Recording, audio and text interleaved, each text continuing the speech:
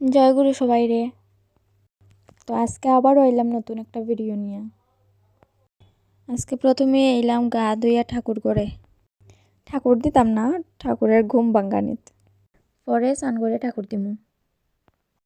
ঠাকুরের ঘুম ভাঙ্গাইয়া ঘর ঝাড়ু দিচ্ছি, ঘর মুচ্ছি, তারপরে এখন সকালের ঠাকুর ঘরের কাজ শেষ।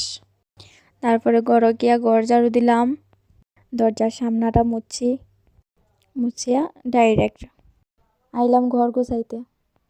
তো কাজ করতে করতে একটু গল্প করি।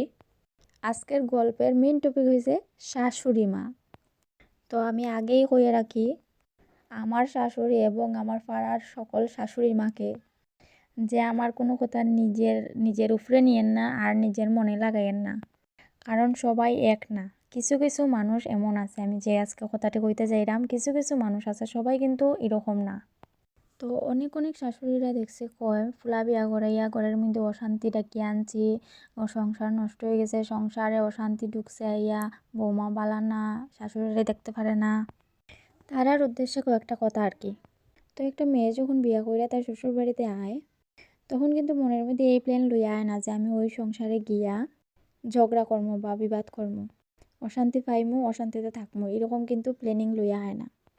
মনের মধ্যে অনেক স্বপ্ন নিয়ে আসে এরা নতুন একটা সংসারে আয়, সুখে শান্তিতে থাকবো এবং রাখার লেগে। কিন্তু সংসারের মধ্যে আই যাবার পরে এটা উপলব্ধি করতে পারে একটা মেয়ে যে এটা সংসার না, এটা একটা যুদ্ধক্ষেত্র। আস্তে আস্তে বুঝতে পারে তার প্রতিদ্বন্দ্বী হইল স্বয়ং শাশুড়ি। আর এই নীরব যুদ্ধ চলতে থাকে পুরা সংসার চলাকালীন। যতদিন সংসারে থাকবো ততদিন এই যুদ্ধ চলবো। আবারও কইরাম, সবাই এক না কিন্তু। কিছু কিছু মানুষ এমন আছে, কিছু কিছু শাশুড়িরা আছে, মানে আমি কইতে শুনছি আর কি, যে আমার পোলার বউ আমার পর থেকেই আমার সংসার শেষ, আমার সংসারে অশান্তি দরবার শুরু হয়েছে, আমারে দেখতে পারে না, আমারে সহ্য হয় না।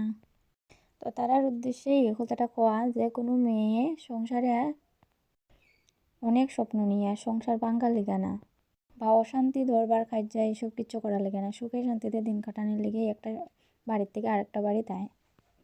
আবার অনেকে কয় যে সংসার মানেই কোনো সার নাই, সব কিছু অসার, সংসার মানেই অশান্তি দরবার কাজ্যা সব কিছু মানাইয়া নিয়া চলতে লাগে, এটারই নাকি সংসার কয়।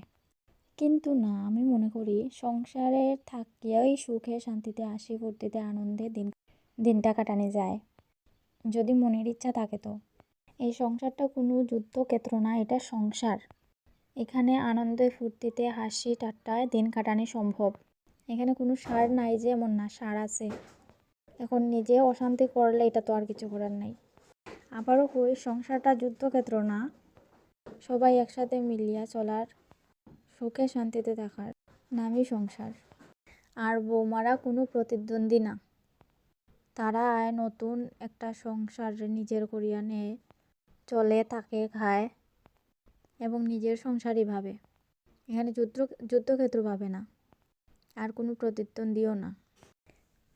অনেক কথা কইলাম, এখন আমার শাশুড়ি নিয়ে আমার গোদা লইয়া আয় মারতে। কিন্তু না, তোমরা কেউ ভাবিও না যে আমি আমার কথা কইরাম বা আমার শাশুড়ির কথা কইরাম, এমন কিচ্ছুই না। আমি মানে মোটামুটি অনেক জায়গাতে গেছি, থাকছি, ঘুরছি, বেড়াইছি, দেখছি আর কি কার মনোভাব কীরকম। আমার কথাই খুব মনে নিও না, খারাপ পাইও না। কথা কইতে কইতে সন্ধ্যা।